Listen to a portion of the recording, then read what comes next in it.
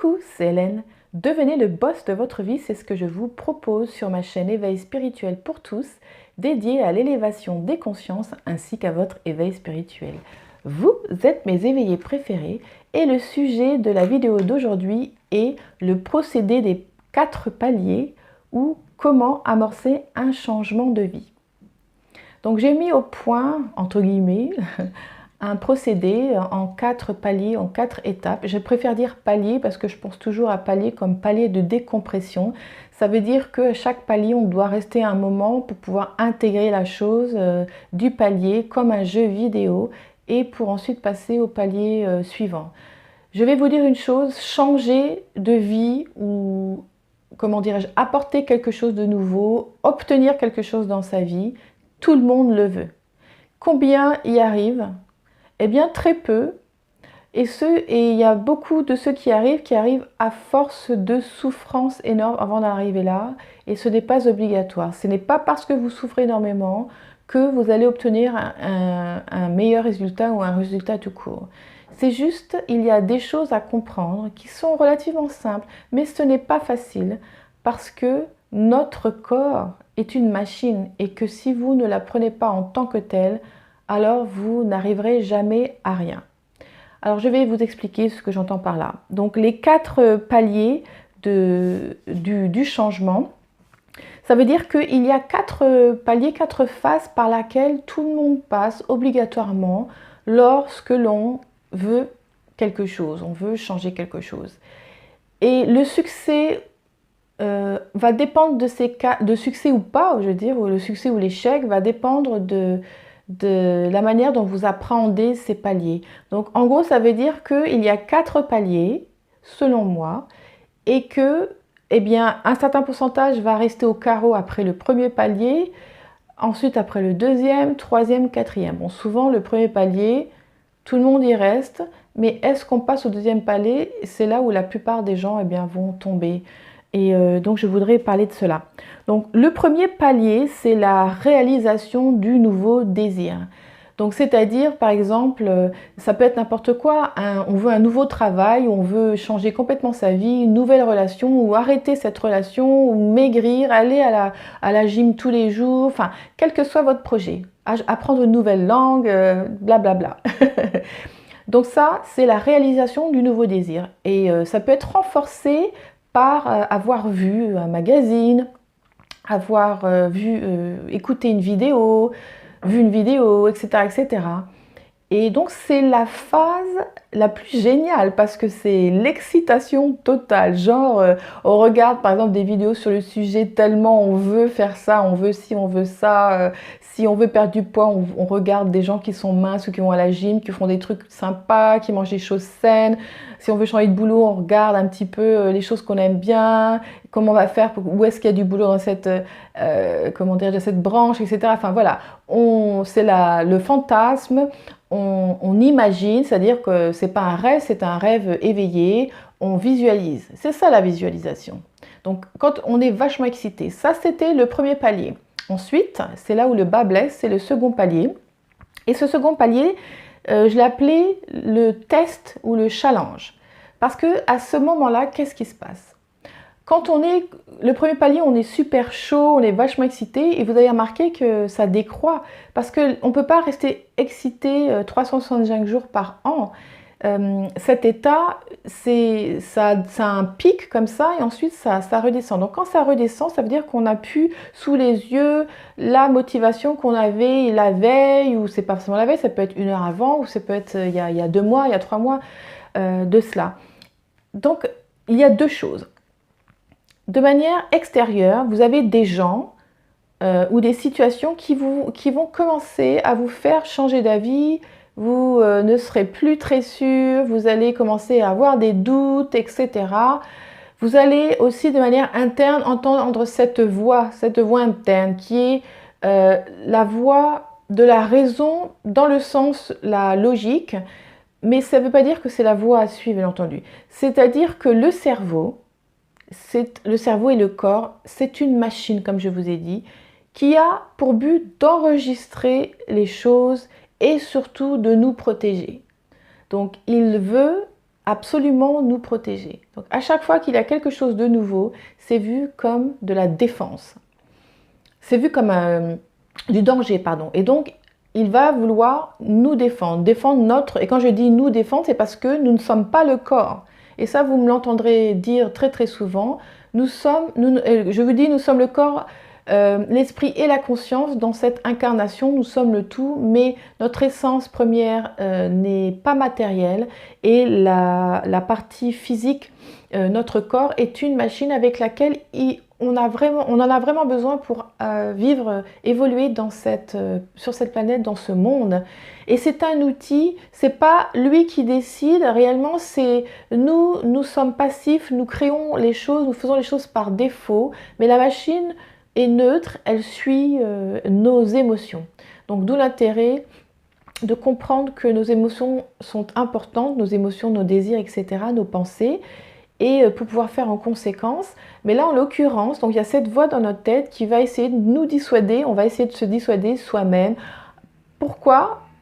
C'est à cause de toutes les valeurs que la société nous ont inculquées depuis qu'on est né. Donc on est baigné dedans, on pense que c'est normal. Oh, c'est dur de faire ci, ou c'est pas un métier de faire ça, ou alors les croyances que l'on a formées dans l'enfance, on croit que l'on ne vaut rien, on est nul parce qu'on nous a répété ce genre de choses et on a fini par le croire parce que le cerveau enregistre absolument tout. Et si un adulte, quand on est enfant, on est passif les premières années de notre vie, on est un outil d'enregistrement et c'est pratiquement tout. Donc si un adulte nous met dans la tête qu'on est nul, il pense pas qu'on va vraiment... Enfin, je veux dire, on est tous des enfants avant d'être des adultes, on ne s'imagine pas à ce moment-là et pourtant c'est le cas. Donc on va voir toutes ces croyances qui vont venir en réaction à cela, ne fais pas ça parce que, etc. Ah, je me souviens qu'il y a un truc, ça, c'est pas... Voilà, qui me fait penser où j'ai peur, ah oui, donc il vaut mieux que je reste safe et que je ne fasse rien du tout.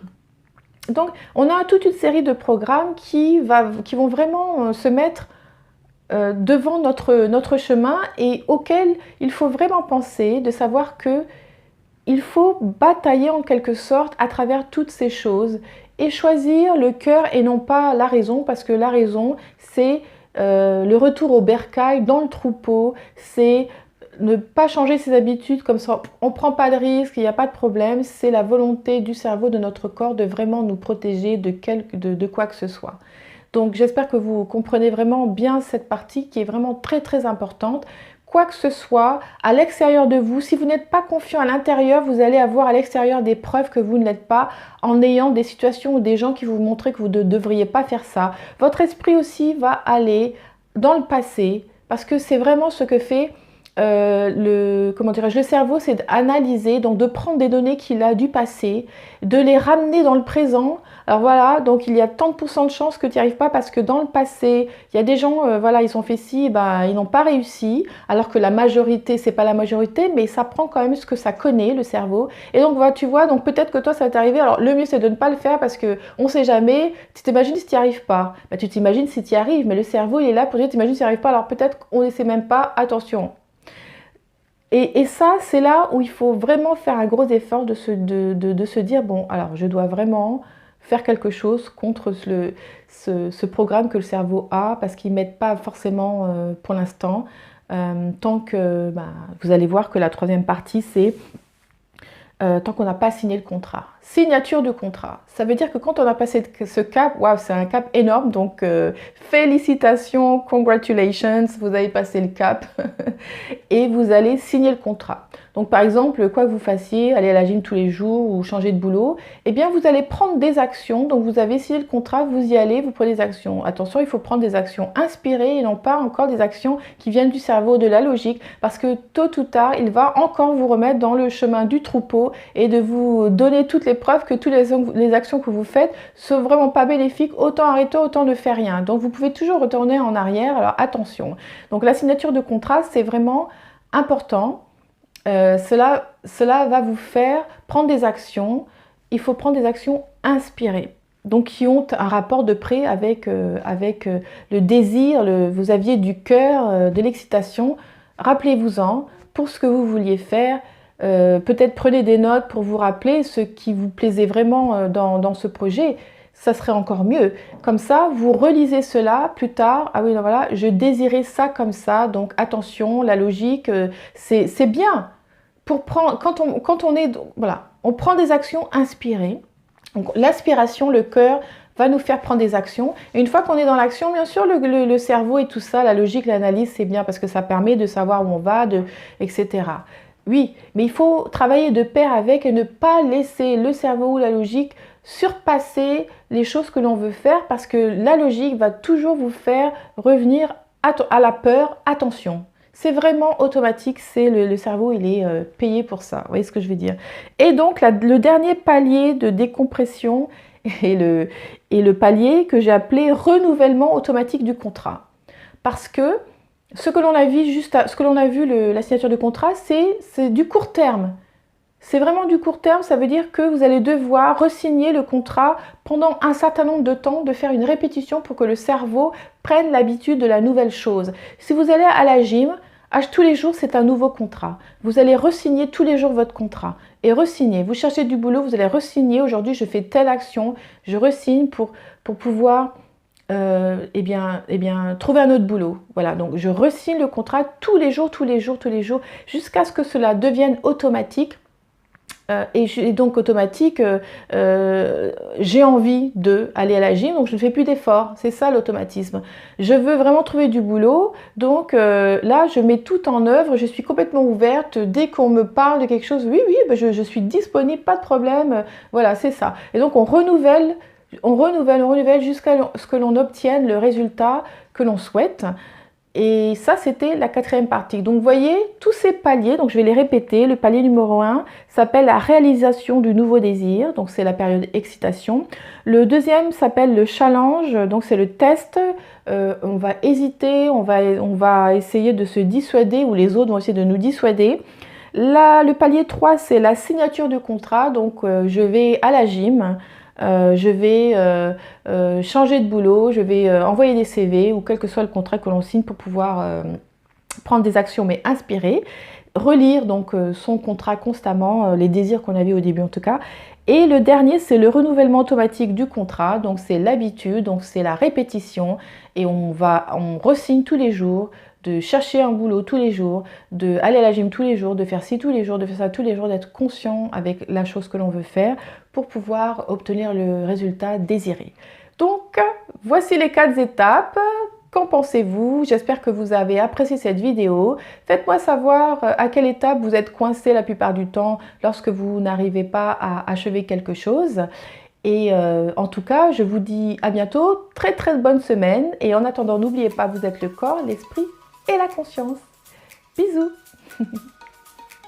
Vous avez toujours rêvé de prendre en charge votre vie et d'être libre? Alors abonnez-vous à ma chaîne car je prépare tous les outils nécessaires pour que vous puissiez devenir le boss de votre vie. Je sors une vidéo tous les week-ends.